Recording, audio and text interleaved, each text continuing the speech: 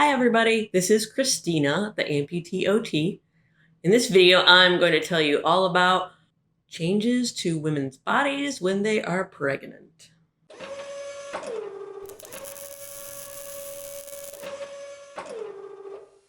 So, as a couple of commenters have pointed out, I am missing a tooth.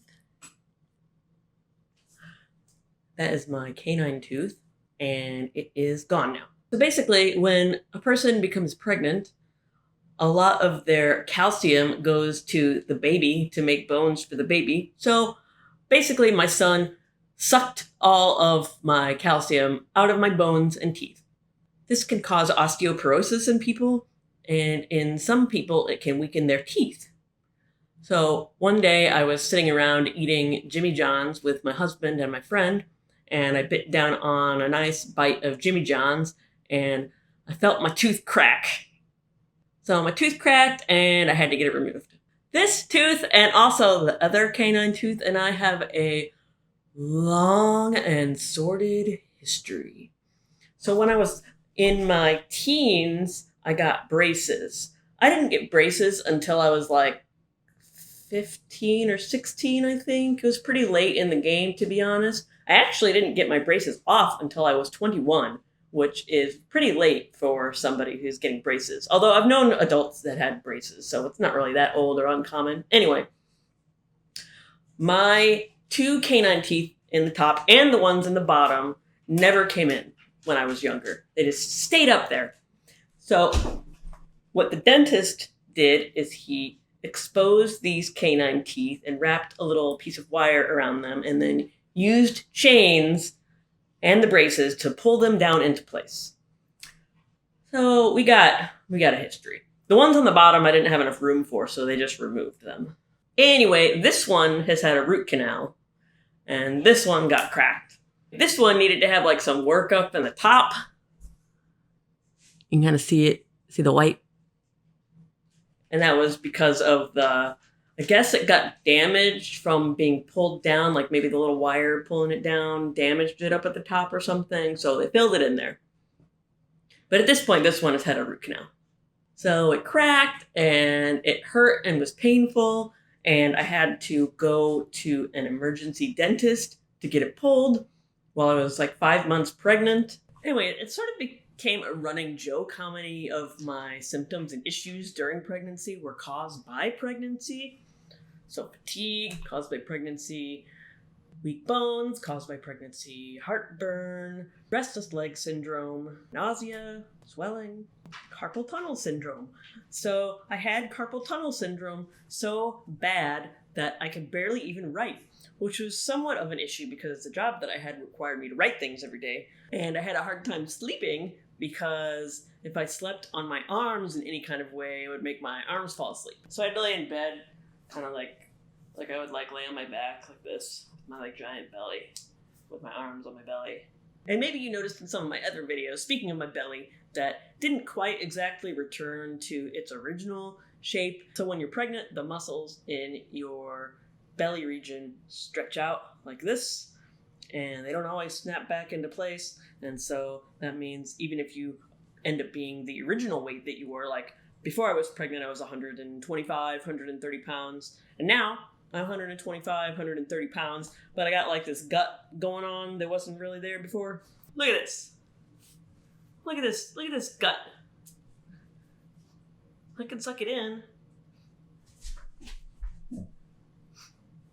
I can suck it all in. There's like a little bit of fat there, but not a whole lot. And I'm just relaxed. It kind of looks like, I don't know, it sort of looks like I'm still pregnant in a way. And just chilling out. Got this big old belly. It's kind of embarrassing.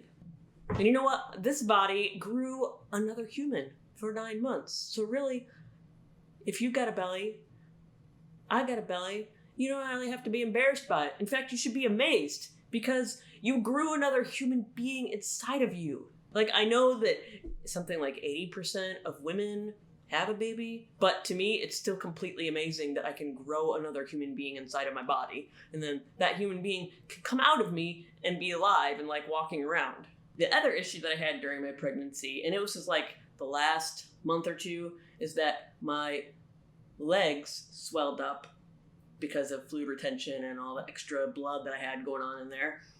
And I could not wear my below knee prosthesis for a time.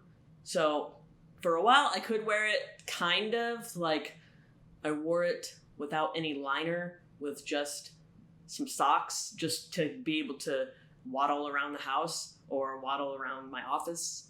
Otherwise I used a wheelchair, but if I needed to, I could walk very short distances. I started out with like 5-ply of sock, and then I got down to just one single thin ply of sock that I was wearing because my leg was so big. And then right after I had Orion, I could not wear my leg at all. It would not fit at all, even with no liner or anything, because it was so swollen. Thankfully, by the time I got out of the hospital, which was like 2 days later, I was able to sort of like stuff my leg in there just to be able to use it sort of for a really short period of time. Oh, and the nausea. Oh, the nausea. So basically I spent the entirety of my pregnancy feeling nauseated. So I would like eat, feel nauseated until I got sort of hungry and nauseated at the same time. And then I would eat and feel nauseated and then not be hungry. And it was just like an endless, annoying cycle of being hungry and nauseated at the same time. It was pretty bad. But on the other hand, I got to watch my belly grow and I got to feel my son moving inside of me, which is definitely a super alien feeling that is awesome. And I really liked it. That was definitely my favorite part of being pregnant, was being able to feel my son moving around inside of me and to see him moving inside of me. I think I got a video of that. Here, I'll show you a video.